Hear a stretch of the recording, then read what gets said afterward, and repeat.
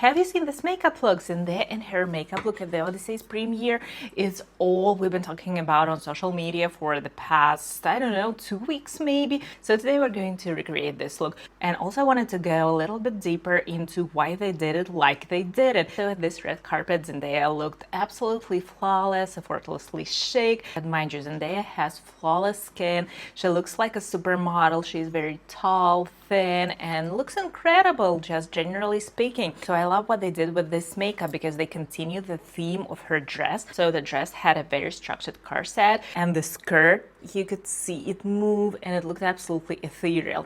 What I liked about this look is the combination between a structure and between a blend, not a blend, but maybe something very light. And they continue this theme in her makeup because we can see very structured eyebrows, very structured winged eyeliner, but the wings itself were on a thinner side, just continuing the shape of her eyelashes. Also the white on her skin tone, it showed really bright. And I also love to see that in makeup when we have some structure and some blend. I also love combining temperatures. Like I love to put something cooler and something warmer together, so at the end it looks very balanced. I also love how they accentuated her eye shape because she doesn't have a large lid, and the space between her eyelashes and her eyebrows isn't the biggest, so they had to work with the eye shape, the inner part and the inner corner in particular. So if you want to know how to create this amazing makeup look, just keep on watching. Let's start with the eyebrows. I'm brushing all of my brow hairs upwards, and now I will give them a little bit of structure by defining the lower part of the eyebrow. I'm using an eyebrow pencil. I usually prefer eyebrow pens, but for this particular makeup look we don't need bushy eyebrows or very natural looking eyebrows.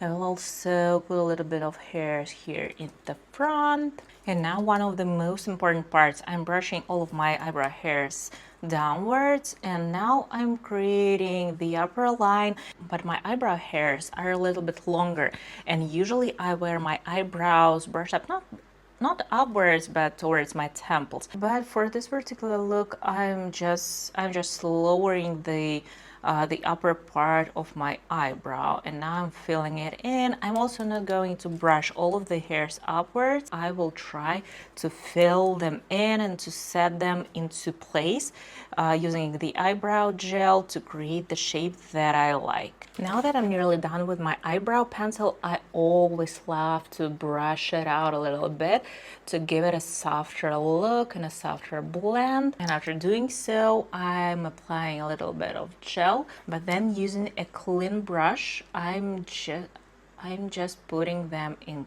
place. Let's clean under the eyebrows using a little bit of concealer. You also can use your foundation for doing so. I'm using the Natasha Denona concealer.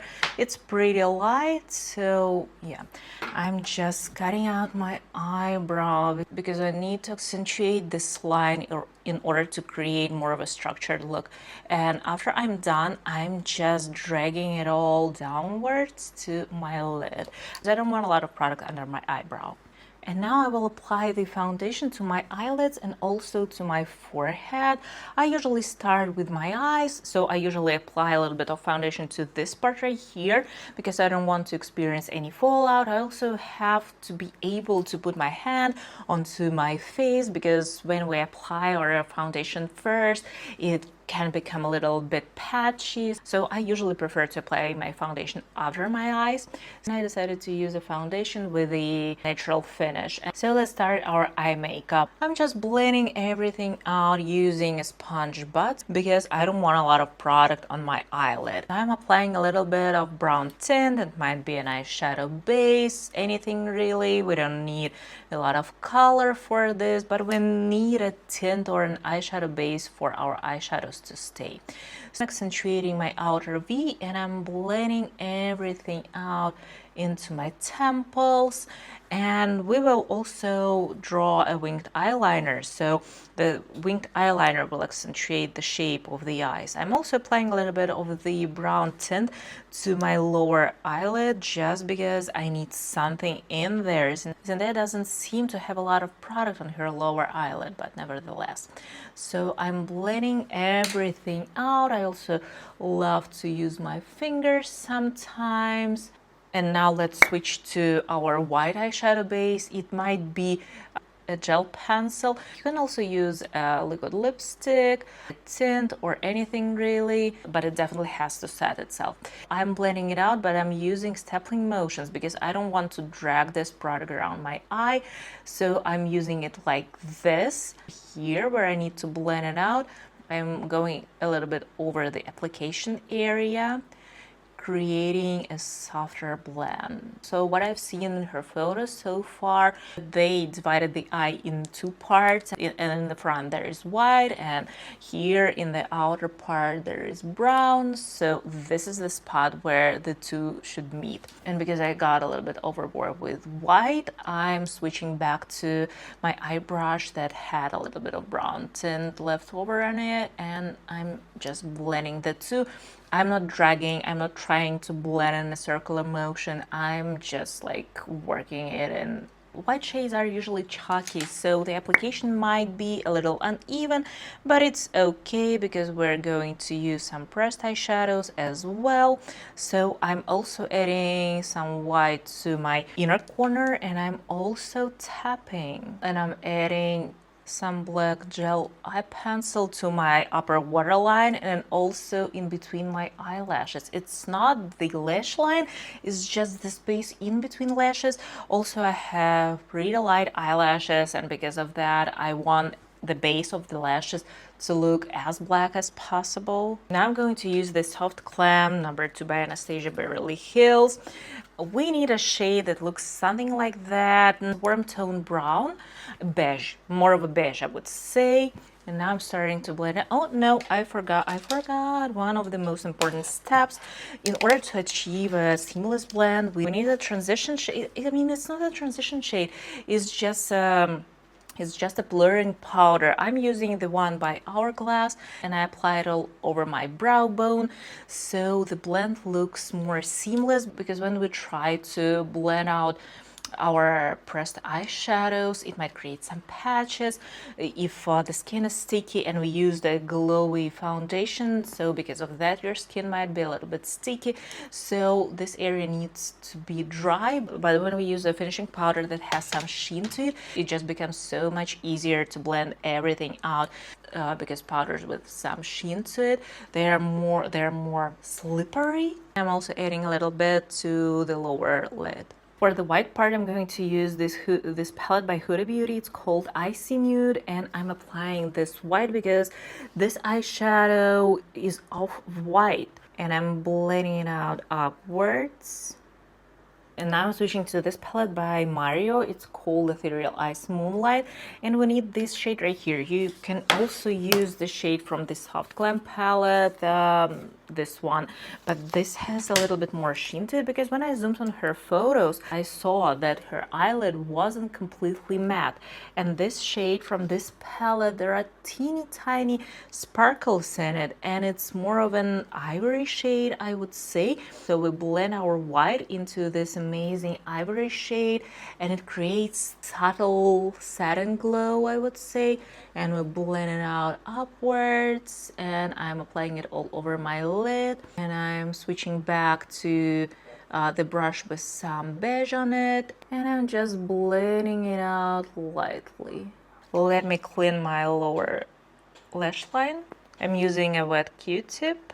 And now to the winged eyeliner. I'm using a gel eyeliner. You can use a pen or anything really, but I prefer gel. In this case, our winged eyeliner shouldn't be dramatic. It should be as subtle as possible. And now I'm using a clean brush just to drag the tail a tiny bit. And now, okay, and here we go. Let's fill in our winged eyeliner.